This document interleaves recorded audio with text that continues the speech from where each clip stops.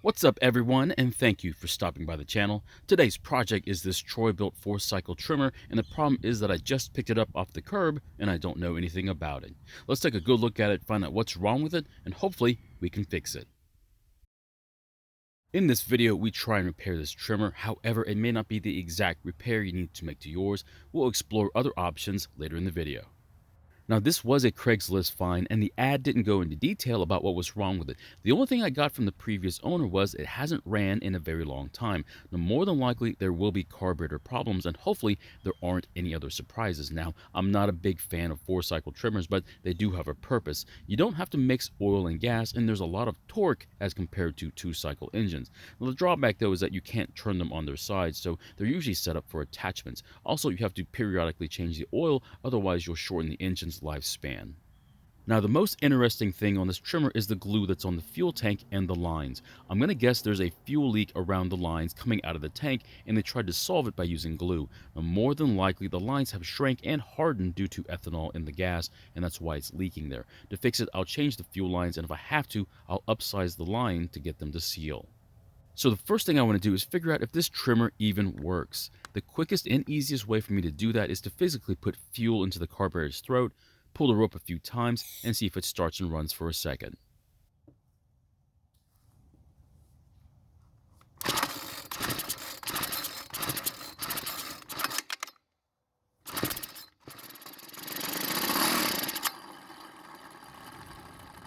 So it started and ran for a bit, which is great news. It means there's enough engine compression to run and that we also have a spark. The next thing I want to do is put some fresh gas into the tank, press the primer bulb till it fills, and then try starting it.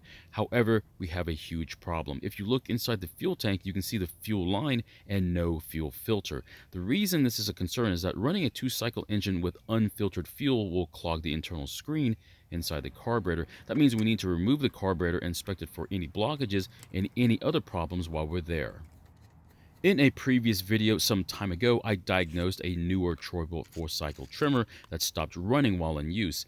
After taking it apart, the piston was damaged, and from what I could tell, it was due to an oil issue. So that would be one of the weakest points about 4-cycle trimmers for me, is the maintenance you have to perform to keep them running.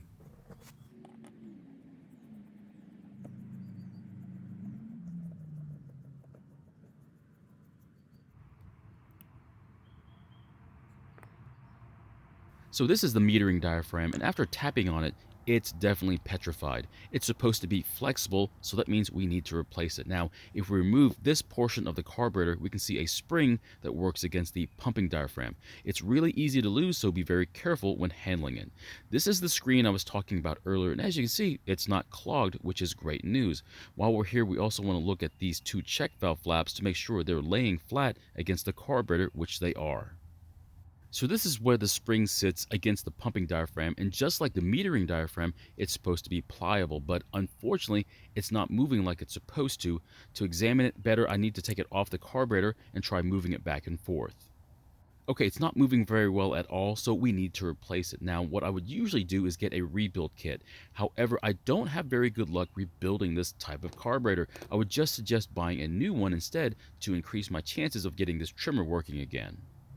So this is the replacement I bought online, and it was about $15 shipped to my door, but it might be a different price depending upon where you live. I wouldn't pay too much attention to the part number on the package because it's an aftermarket part and it's not an OEM part, so it may not stay consistent. I'll open the bag up and show you what all I bought. So it looks like I got some primer bulbs and some fuel line splices, which I don't need, so I'll keep for another project. I definitely need the fuel line though, and there's some fuel clamps and fuel filters and a gasket.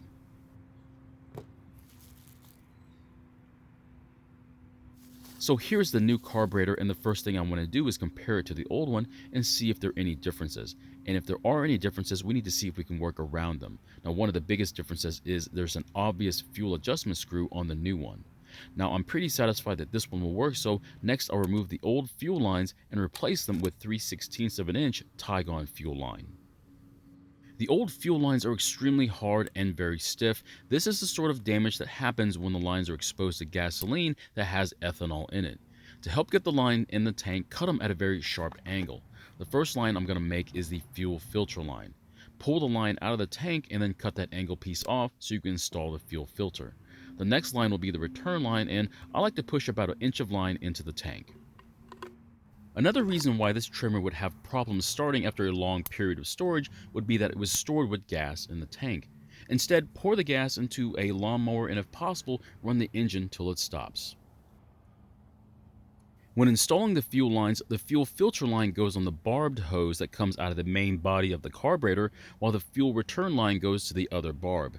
Now, the reason I hooked up the fuel lines first is to test them. I want to see the fuel go through the fuel filter line, fill the bulb, and then go back to the tank through the return line.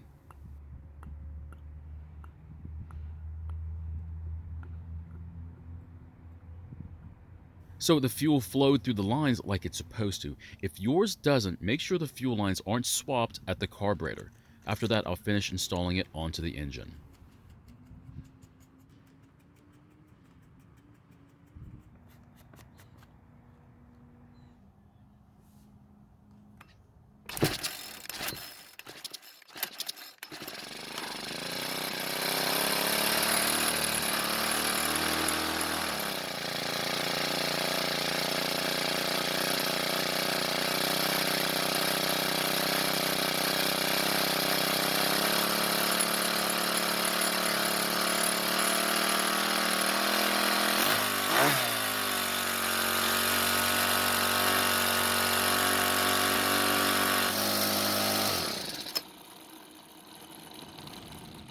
So it started and ran, but I forgot to connect this emissions hose to this plastic piece that fell out of the filter housing. I'll reconnect it and then I'll tidy up the fuel lines. Now I could leave them at the length that they're at now, but they might get caught on things while I'm using it. After that, I want to do an oil change. Now I didn't show it at the beginning, but I did check to make sure there was oil in the engine before starting it.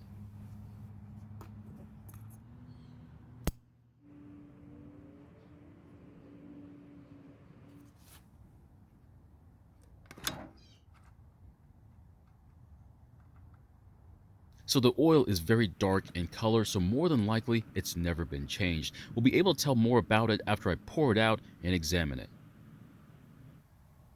And as expected, it's got some metal flakes in it, so it's definitely the original oil. I'll replace the oil, then the filter cover, and then turn the adjustment screw on the idle speed counterclockwise because it's running just a little bit too fast for me.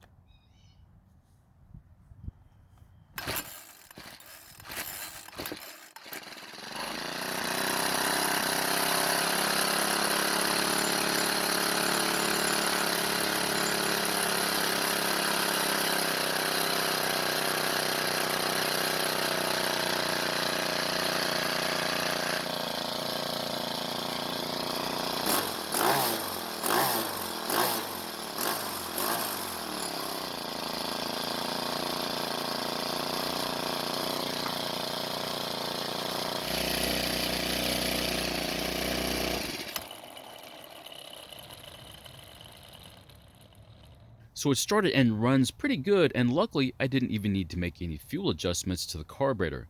I don't intend on using this trimmer for grass, but instead I want to put a brush cutter blade on it and clear some of the thick brush in the woods. The main reason is its weight. I really don't want to lug this thing around every week during the summer. So my question is, would you use a 4-cycle trimmer? Now, I don't work on these very often, so that would prove to me that they aren't very popular. If I had to buy a new trimmer, I wouldn't even consider it. Luckily, this one was free. Thank you for watching. I really appreciate your time here. Please feel free to ask any questions, and I hope to see you in my next video.